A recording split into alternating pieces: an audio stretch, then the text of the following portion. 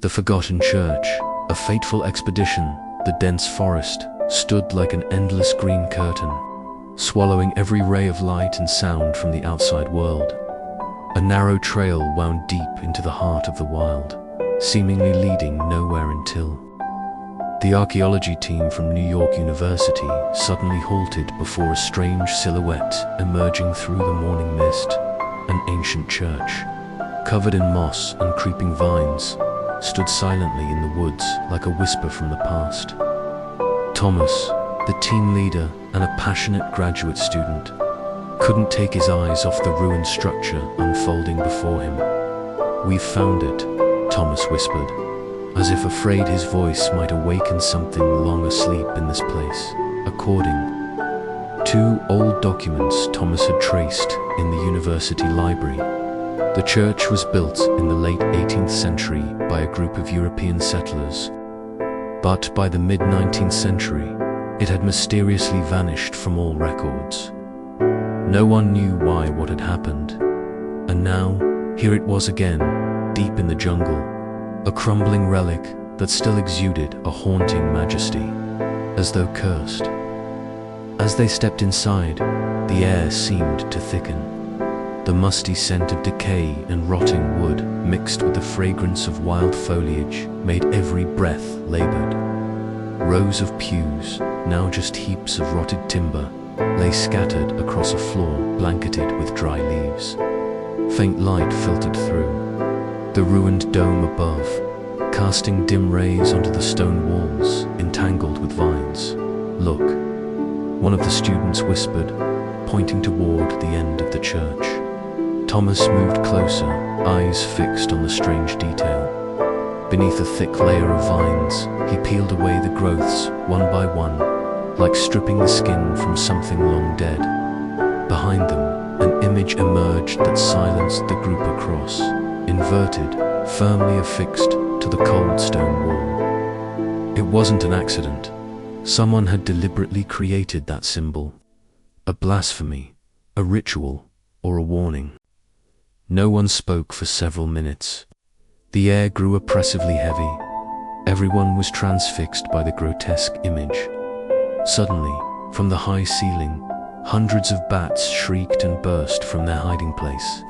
The screeching and rush of wings sent dry leaves flying in all directions. One student screamed while Thomas stood frozen, eyes still locked on the cross. He felt a chill crawl down his spine. Not from the wind, nor from the darkness, but from something unexplainable, like a gaze watching them from deep within the shadows of the church, as if they were not the first to return to this place, as if their presence had awakened something that should have remained undisturbed. "We shouldn't stay here long," Thomas murmured, his voice tight, but it was too late. In the final moment before they turned to leave, a strange sound echoed from beneath the rotting stone floor vent, yet clear enough for all to hear. A knocking, 3 slow, steady knocks, from somewhere deep underground. Thomas whipped around, eyes wide with alarm. "Did you hear that?" No one answered, but every face had gone pale. That forgotten church, had it truly been forgotten, or had it simply been waiting for someone to return? As soon as the archaeology team decided to set up camp beside the ancient church, none of them expected the first night to bring such strange occurrences. During the day, though, the atmosphere was somewhat gloomy and silent. Everything still felt within the realm of the explainable, until night fell at exactly midnight, when only the dim glow of an oil lamp lit the camp. A chilling sound echoed from the church. Clang, clang, the sound of a bell. A church bell, deep, slow, and resonant. The problem was, no one had touched it. The bell rope had long since broken, rusted to the point of near disintegration. Thomas shot upright, eyes wide, staring toward the dome where the sound had come from. The others burst out of their tents, their faces pale with fear. 2, 3 bell tolls, steady, like it's calling someone, a student. Stammered. Thomas said nothing, but he felt something shifting inside him. It was no longer the thrill of discovery. It was any slow, creeping, and spreading through every corner of his mind. The next morning, they tried to reassure each other, suggesting it might have been the wind, but no one truly believed it. The bell rope had snapped years ago. The ringing mechanism no longer worked, and no gust of wind could have produced such loud, clear chimes in the dead of night. But that was only the beginning. As the team continued to explore the church's interior, one member, Lena, noticed a small crack on the lips of a statue of the Virgin Mary in a corner of the altar. She leaned in closer. For a brief moment, a sound like a whisper rose, up faint, indistinct, like a woman praying in an unfamiliar language. Lena recoiled. The statue, it said something. She gasped, her face drained of all color. Everyone rushed over, but there was only silence. They examined the statue, searching for a hidden speaker or some kind of electronic device. But it was nothing more than an old block of plaster hollow and ice cold that evening. While inspecting the confessional booth behind the altar, Thomas heard something. At first, it was a faint breath, then a sob, and finally, crying a woman's voice, soulful, sorrowful, and persistent code, as if from beneath the ground. He opened the confessional door. No one, but the sobbing remained, rising and falling like a forgotten requiem lost in time. "We should stop," one student said, lips trembling. "There's something wrong with this place." But no one had left yet. The next morning, Thomas stepped into the main hall and froze. The crucifix, the central figure of the church, now had a new detail. Blood, fresh red blood, dripped from the nail wounds on both hands, the gash in the chest, and the crown of thorns. It oozed slowly, drop by drop, onto the cracked stone floor. They tried wiping it off. It wouldn't go away. And minutes later, the blood reappeared as if it had never been touched. Thomas collected a sample and ran tests using the team's portable lab. The results indicated the substance was chemically identical to human blood, but there was no DNA, no identifiable biological markers from any living organism, and worse, it didn't clot.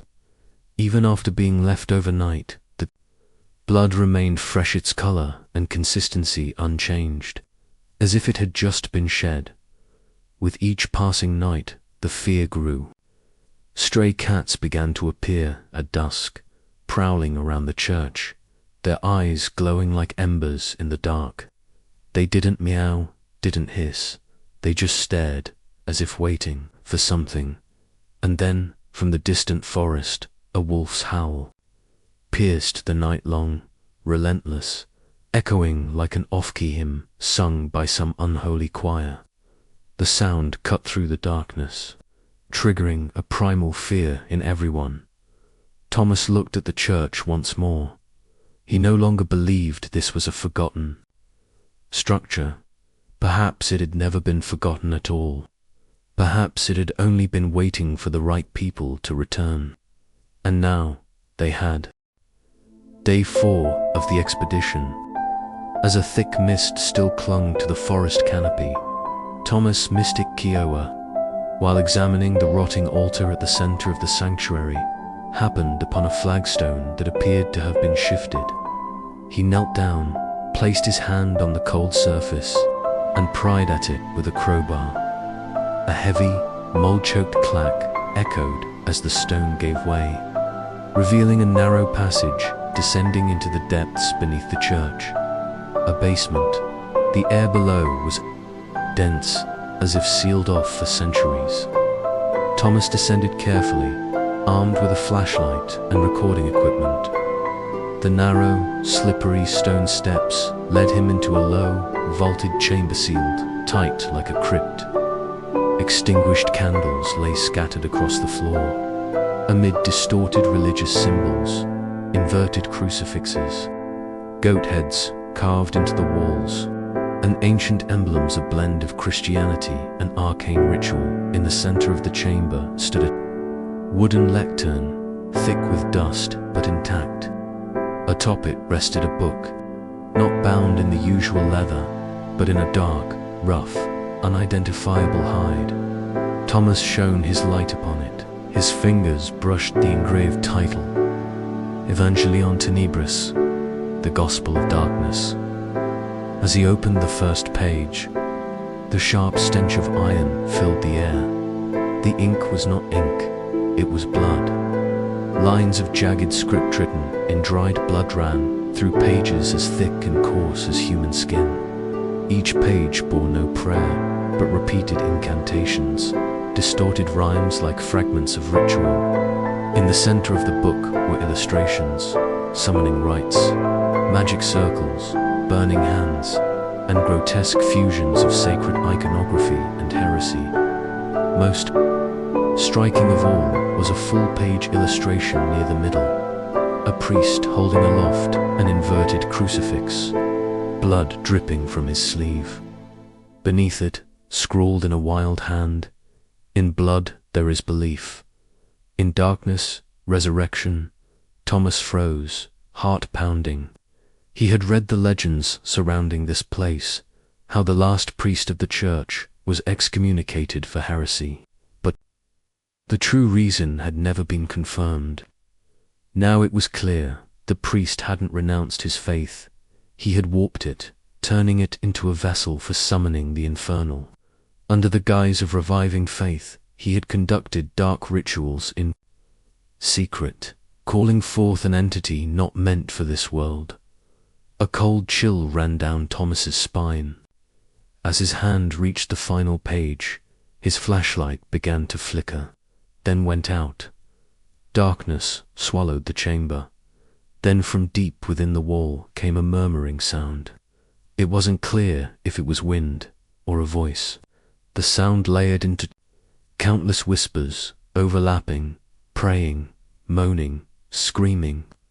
Then a deep voice emerged, not through the ears, but inside Thomas's own head.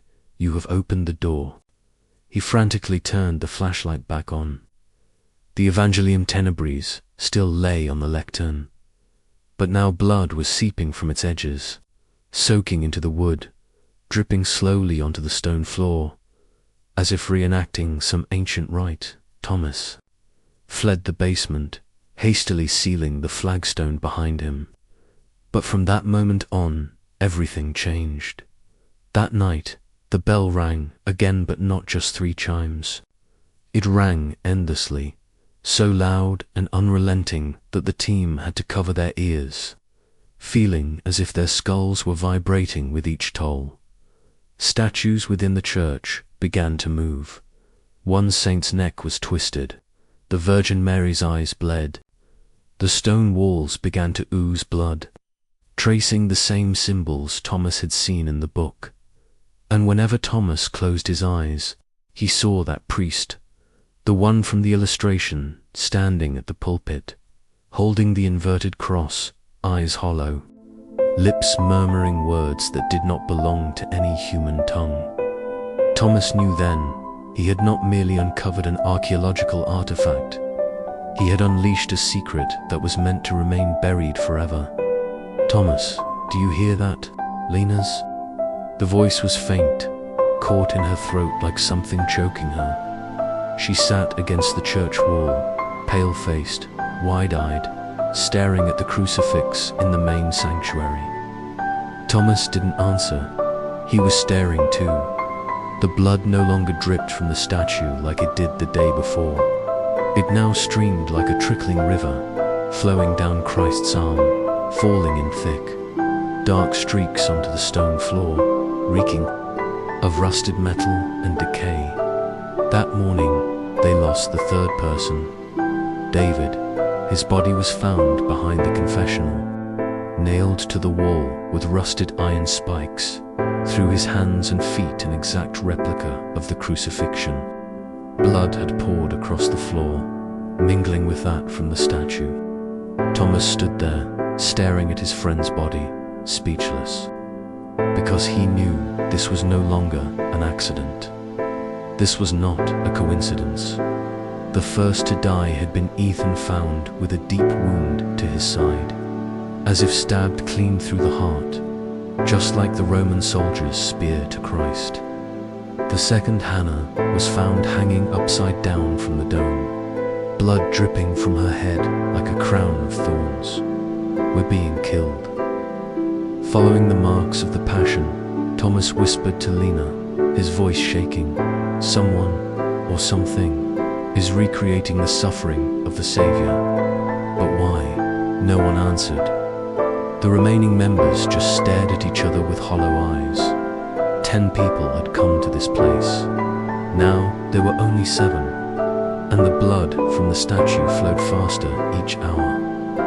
It was no longer just staining. The floret was forming patterns, spirals, symbols. A summoning circle was taking shape, deliberate, precise, made of human blood and the blood from the crucifix. At night, the bells rang again, but no one dared step outside. Inside the camp, everyone sat huddled together, eyes wide, ears strained as if waiting for something to emerge from the darkness. And then it came. Footsteps, soft, wet, as if something was dragging itself through blood. Then whisper. Man's voice, low, melodic, grotesque, as if spoken from the rotted throat of the dead. "For you, I have suffered. Now it is your turn to give thanks." The voice had no clear source. It came from everywhere, from the stone walls, the vaulted ceiling, from inside their own minds. Marcus, one of the team members, suddenly screamed, clutching his ears as blood poured from his nose. He bolted from the camp, vanishing into the night like a madman.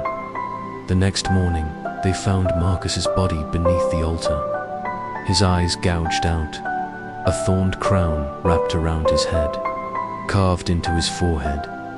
Exe homo, behold the man. Another one gone, another pool of blood.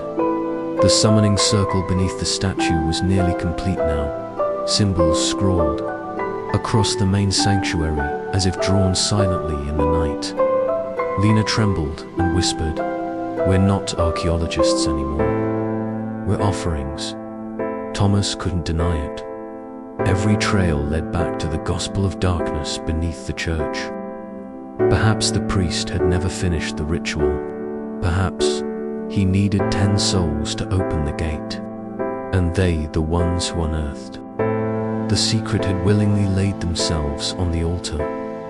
One night, in a dream, more maybe a hallucination, Thomas saw a church submerged in a sea of blood. In the center stood a shadowed figure, clad in tattered liturgical robes, holding an inverted crucifix aloft. The figure turned to face him. No eyes, no nose, only a smile ripping through the skin from ear to throat. 3 marks remain. "You will be the last, Thomas Mystic Kioa." Thomas awoke, drenched in cold sweat. Outside, the bell tolled. 10 times, no one said a word, because they all knew time was up. "Thomas, what did you see in your dream?" Lena asked, her voice trembling, her face pale like someone who had just stepped out of a morgue. Thomas Mystic Kioa didn't answer right away. He sat motionless on the cold stone behind the old church, eyes fixed on the inverted crucifix embedded in the grey wall. The blood from the crucified statue had spread across the floor, forming nearly complete summoning circles, and now the crucifix itself was shedding chunks of stone, as if it were about to return to its original position. "It wasn't a dream," he said quietly, his voice like stone. "I saw the past. It all began 2 nights ago, In a dream so vivid, it was painful. Thomas had found himself standing in the main hall of the church, not ruined, but glorious, resplendent, and full of people. The priests stood in rows, clad in immaculate white vestments, each holding a crucifix. But they were all kneeling before one man standing at the altar, a priest raising an inverted cross high above his head. Blood poured from his brow into his eyes, but he didn't cry. He smiled. "This is the sacred blood," he declared, his voice echoing like 1,000 souls speaking in unison, offered to open the gate, to rebirth true faith. Then the surrounding priests began pulling out blades and taking their own lives, their blood spilling into a sigil at their feet, the exact circle of blood now forming in real life. The vision shifted. Thomas saw other priests loyal to the church bursting in to stop the rite. They drove stakes through the heretic priest, burned him alive, and beheaded his followers. Blood flowed like rivers. The sanctuary burned, and a curse was left, unfinished, interrupted before it could be completed. "I will return," the heretic priest had screamed from the pyre. "When the blood reaches 10, and the cross is reversed, the gate shall open." Thomas had jolted awake, but the dream returned each night clearer, more violent, as if the past itself were forcing his mind to recall something that was never his. He began to understand. The inverted crucifix wasn't just a symbol of heresy. It was a seal, a barrier, and when the blood of 10 people was spilled, the blood would complete the summoning circle. The crucifix would return to its upright position, and then the gate to hell would open. "We're not running from the nightmare anymore," Thomas said, gripping the gospel of darkness tightly. "We're living inside the unfinished ritual. We are what's left of the curse." That night, he didn't dare sleep, but it was no use when exhaustion overtook him. The dream came like a tidal wave. He saw his own hand holding a blade. It was him and not him. He was one of the priests in the ancient rite. He drove the knife into a fellow brother's chest. Blood sprayed, staining the crucifix before him. A voice rang out inside his head, as if from within his own chest. "You are the final link. Thomas, Mystic Kioa, your blood is the blood of continuation." He woke in a panic. Blood was pouring from his nose, from his eyes. He ran to the church and froze. The crucifix was turning. A small corner had broken free from the stone fasteners. The blood on the floor was receding, flowing back toward the altar as if pulled by some invisible force. In the dim light, Thomas saw a faint figure of the old priest appearing at the altar. Not flesh and bone, a projection of blood, his hand raised the inverted cross, his mouth chanting words in a language belonging to no known religion. "Don't let it turn back." Lena sobbed behind him, clutching his coat. "If the crucifix returns to its original position, it means the gate is ready." Thomas stood there, watching the gateway to hell open with their blood. And he knew no one would leave this place whole. In a night thick as oil, the old church was cold too, the bone sending chills deep into the marrow. The stench of dried blood, mildew, and ashes blended into the air like a whisper from the other side.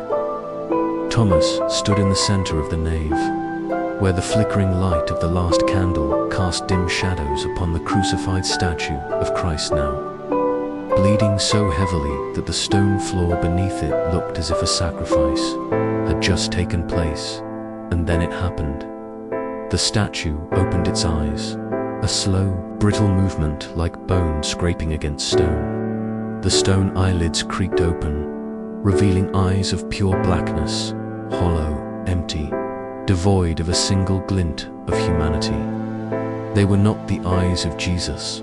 There was no forgiveness, no sorrow, only a presence, foreign, ancient, and ravenous. Residing within the body of Christ, Thomas stumbled back, his mouth open, but no sound emerged. Beside him, Lena screamed, but her scream was cut off the moment the wall behind them began to tremble. The stones were bleeding. Blood oozed from cracks, from the base of the walls, from the towering vaulted ceiling. The thick, clotted blood slithered downward, crawling like it had a mind of its own, merging with the summoning circle forming beneath the statue. The altar split open, the stone fractured like rotting bone. The wood burst into splintered, blackened shards, soaked in blood and marked with strange letters not written, but carved deep into the very grain, as if someone had inscribed curses into the boards centuries ago. The holy statues surrounding the church, the Virgin Mary, the angels, the saints began to tremble and then move. Not like the living, they twitched, convulsed, stiff and unnatural like corpses being dragged up from their graves before their souls could return. One saint's face shattered open, and from within spilled not blood, but thousands of tiny insects flooding across the ground in a living tide. A wind began to rise, but it didn't come from outside. It came from within the church. It howled through the dusty stained glass windows like the whispers of 1,000 tongues, chanting ancient prayers not meant for human ears. The words clawed at Thomas's mind like fingernails scraping across his brain, and he collapsed, clutching his skull, eyes wide with agony. The main doors creaked, opened, then slammed shut, then opened again, and with each swing, a figure appeared in the doorway, dim, ghostly like souls awaiting their names to be called. No one dared approach, but they all felt the eyes glowing red, scanning them one by one, as if choosing the next offering. The statue of Christ smiled. There was no longer any doubt. Hell had risen, and this church was its gate. The statue of Christ opened its eyes. The gate of hell trembled beneath the stone floor, and Thomas, mystic Kioa, shivering in his blood-soaked vestments, stood at the center of the summoning circle, whispering prayers long forgotten by men. The inverted baptism, a forbidden rite, erased in fire from every official religious document. Only a single fragment remained, written in blood, hidden in the gospel of shadows. It was not a ritual of salvation, but one of confrontation meant to force a demon back into the abyss, using the flesh and blood of the celebrant. Thomas knew that. He knew, and still he did it. He drew a long cut across his palm, letting his blood drip into the center of the sigil. Beneath his feet, the blood of man and statue merged, glowing faintly like embered ash. In the crumbling church, the surrounding statues turned their heads toward him, their stares hollow, as if bearing witness. Domine in tenebris exaudi vos meo. Lord, in the darkness, hear my voice. Thomas chanted, his voice choked. With pain, the crucifix trembled. Once the symbol of faith, it had been inverted to imprison evil for centuries. Now, it began to rotate back to its original, upright position. Blood on the floor receded upward to the ceiling. The ghostly figures at the doorway dissolved into the wind. The statue of Christ closed its eyes. The gate was closing, but the entity within would not retreat silently. Its voice thundered inside Thomas's skull, like the death cry of 1,000 corpses. You offer the rite, but your offering is incomplete. To drive me back, you must lose everything. Thomas turned to look at Lena, the only other survivor. She knelt behind him, eyes filled with tears. But he knew she wouldn't stop him. She understood. He plunged the rusted dagger into his own chest, not to die, but to sacrifice. Blood erupted from his heart like a flame of crimson, soaking into the summoning circle, completing the final line. The crucifix snapped back upright. The gate slammed shut. Silence. Half the church collapsed, but there was no more blood, no more weeping, no more presence. Only the body of Thomas, lying in the center of the nave, eyes still open, staring at the place where the cross had returned, where he had saved them all with his very soul. The price was paid. The gate to hell is closed, but never gone beneath the stone. The blood still flows. The church where Thomas Mystic Kioa made his final sacrifice has at last collapsed. The sound of crumbling stone echoed like a scream torn from the throat of the earth. The statue snapped. In half, the altar turned to dust, and the crucifix, once a sacred symbol, now lay tilted amidst the rubble. But even as everything fell, the blood continued to seep. Drop by drop, it rose from the cracks in the stone floor. There were no living souls left to witness it, no rituals remaining to halt it. Blood without heart, without body, still flowed, as if driven by the will of something that had never truly died, never truly retreated. Elsewhere. Another church. Far away, cold and desolate, standing in the silence of a wasteland, watched only by wind and nameless graves. No prayers are whispered there, no flowers are laid. Yet on the bell tower, the cross begins to tilt, just slightly, barely noticeable unless one looks very closely. A child walking a dirt road nearby stops. He turns to look at the church, frowning. Something's wrong, he mutters. From deep within the chapel, a sound begins to echo. Knock. Knock. Knock, like fingernails scraping the lid of a stone coffin. In the darkness, a pair of eyes open on the statue hanging from the cross. And then a question arises, not from human lips, nor from scripture, but as if whispered from the marrow of whoever bears witness, who was truly crucified, Jesus, Thomas, or all of us. Every soul that bowed to the light, yet never truly understood the darkness we rejected. There is no answer. Only the blood continues to seep, and the crosses, one by one, begin to lean. No ritual is ever truly final. No sacrifice is ever truly enough. Because when faith is twisted, what lies on the other side will always find a way back. Thank you for watching the video. If you enjoyed it, please like, comment, share, and subscribe to my channel to hear what happens next.